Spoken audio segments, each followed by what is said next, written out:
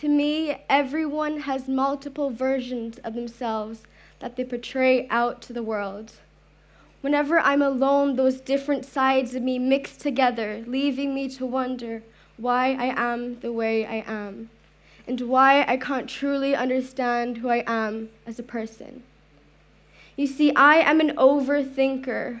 I always tend to stay up late at night, making up different scenarios of what could or would have happened if I did something differently that day.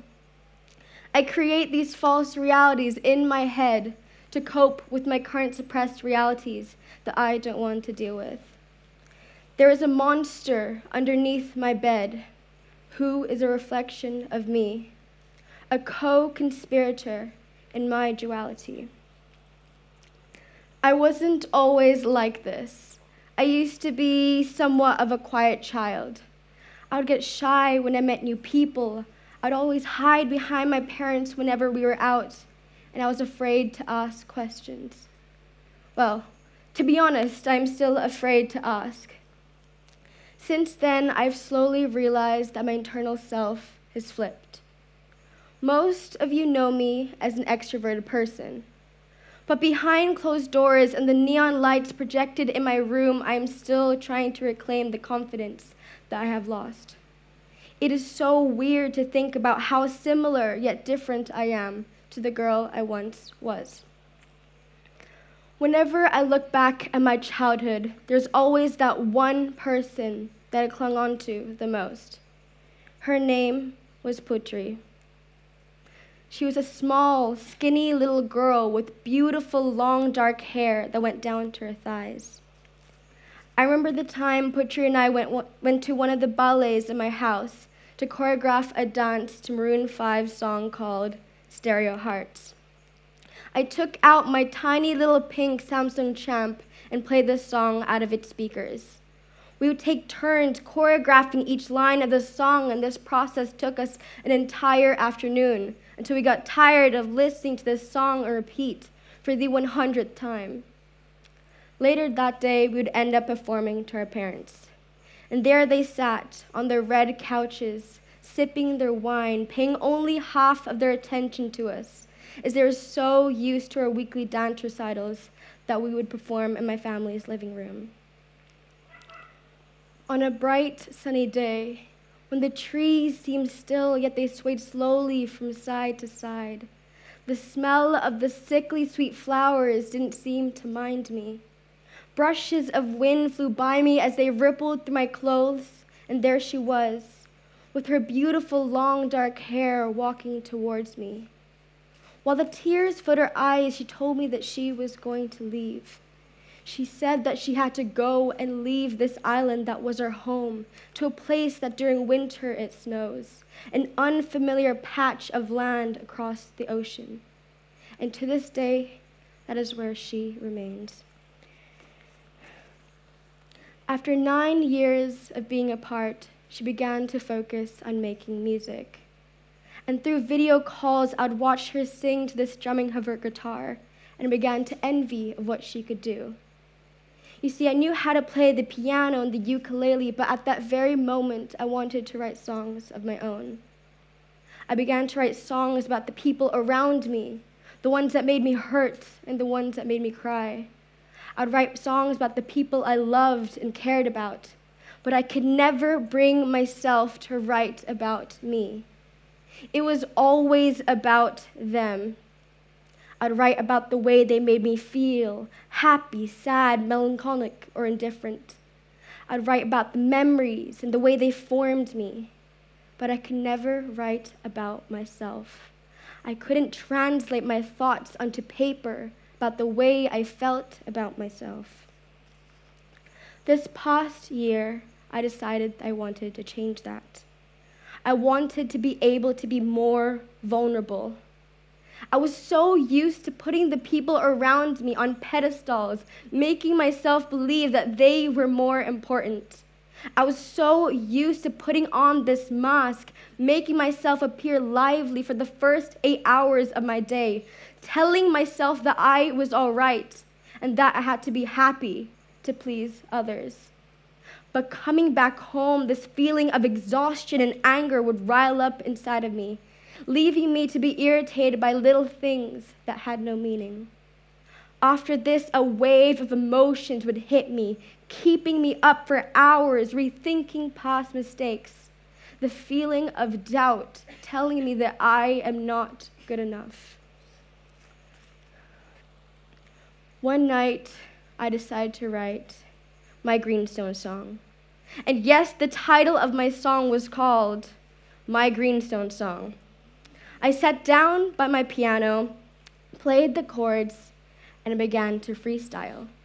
I spent hours trying to write a song, but nothing authentic came to me. It felt so forced that over time, I didn't want to listen to it. I hated the song I wrote. I wanted to destroy it. I didn't like it because it sounded like somebody else.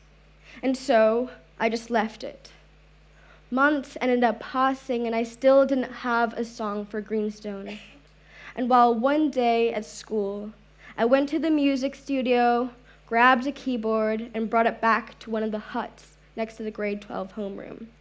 And I sat there and I began to write.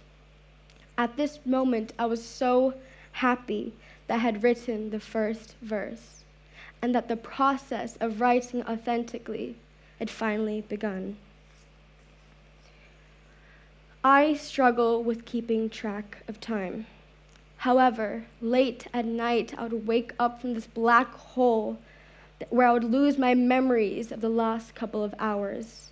It is this weird feeling that makes me question, did I fall asleep? Did I just wake up?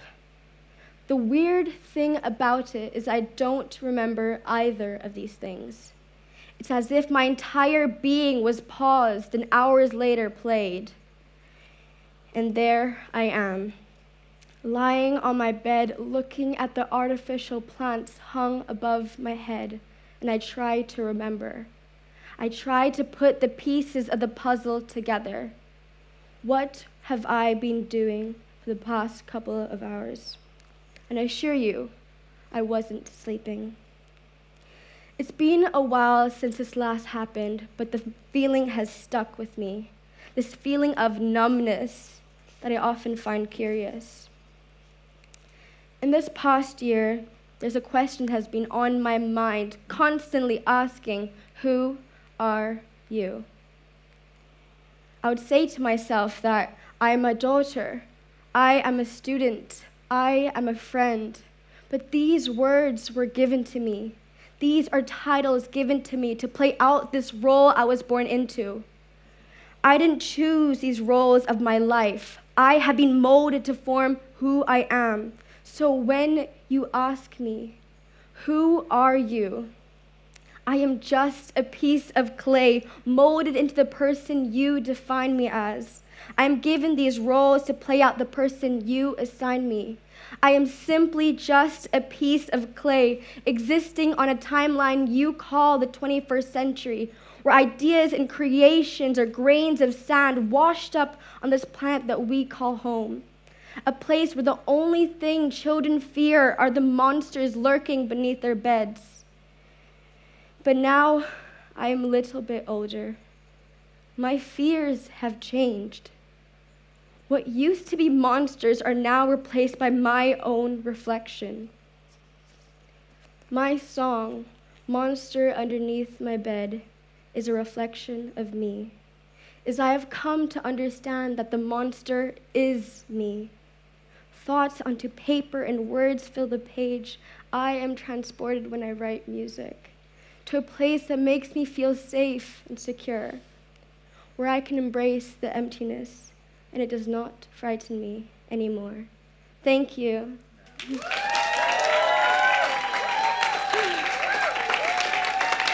I am now going to perform a dance that I have choreographed with help from my dance teacher, Charlotte, to the song I have written called Monster Underneath My Bed that I had help recording with Pat Alex. I hope you enjoy. Thank you.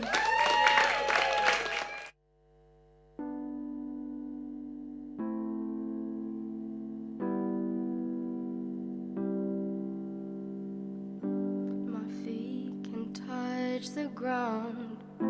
These people all around, they stop and stare at me, my face, my hair, my hands tied down. The things these people say, they won't just fade away. I can't help what I think. These voices keep me up until the morning.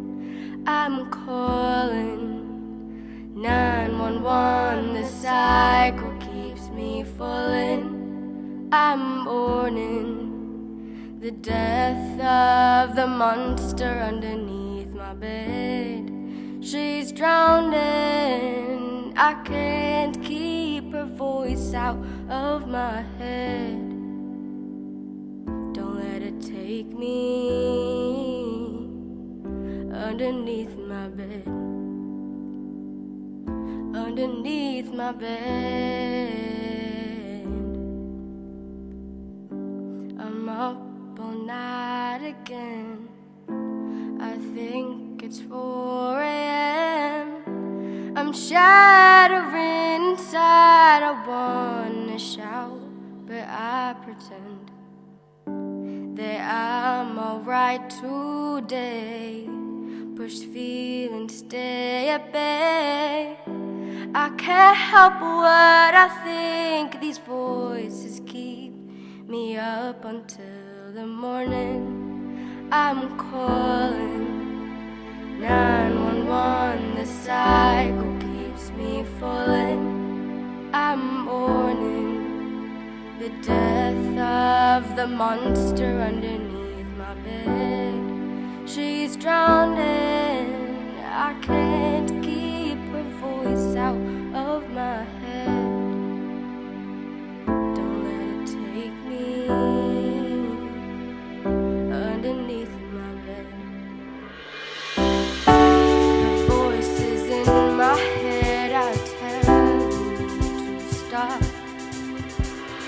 Reflecting in my hand is a girl that I am not. She's crying now and begging me to come back home. And if I go and try move on, her heart will turn to stone.